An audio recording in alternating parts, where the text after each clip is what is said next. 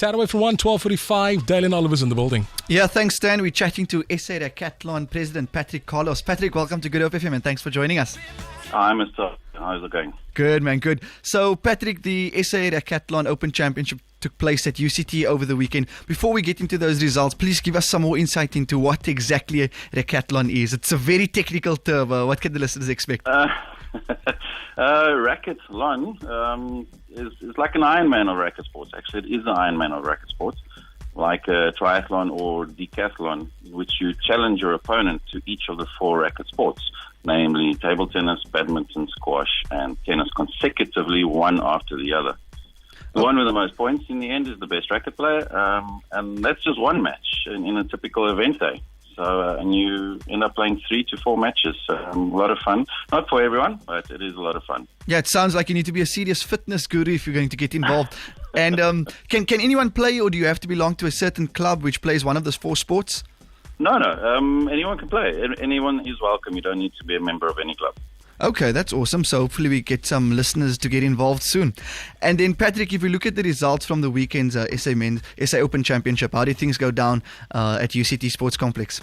Right. Well, as you know, the event took place this last Sunday at UCT in Rondebosch. We had 10 groups with 92 competitors this time around. All the winners received cool prizes from our sponsors, which were Protea Hotels, Roundabout Car Hire, Racketlon Sports Shop, Velocity Communications, and Wilson Sports, of course. And then every single competitor also received a welcome starter pack from Revive Vitamins.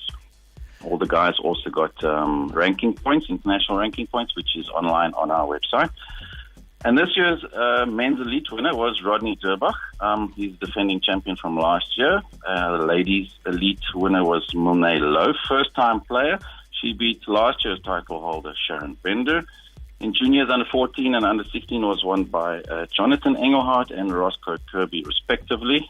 And then the girls under 21 was won by Caitlin Lingefeld. And we had many, many other senior groups, B, C, D categories, etc. And if we look at the sports in general, which clubs participated? Youngsters from southern suburbs, northern suburbs, or is it the broad spectrum?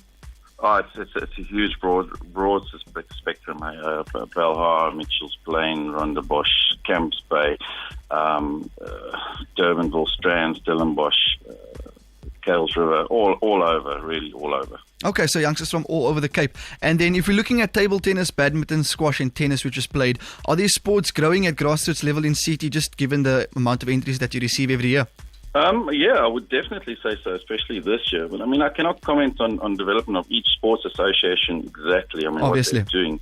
But I can say what we're doing for the sport. I mean, for every person that starts Racketlon, let's say from a tennis background, etc., that person inevitably wants to join a club in the other 3 codes. So we're increasing participation in all codes by getting racket players involved.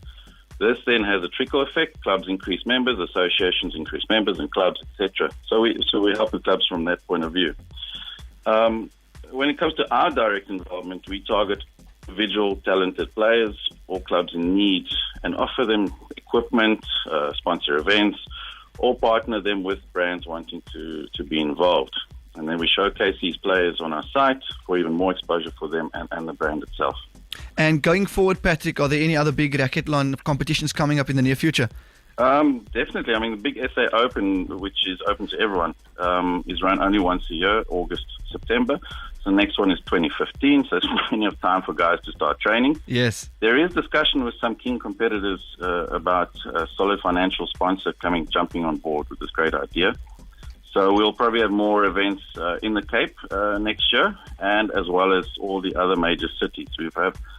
We're inundated with mails from guys in Pretoria, Joburg, Durban wanting this to occur in their city. Awesome stuff, Patrick Carlos, SA Racketlon President. Thank you so much for joining us on Good Hope FM, and keep pioneering the movement. Thanks for having me, guys. Cheers. Cheers.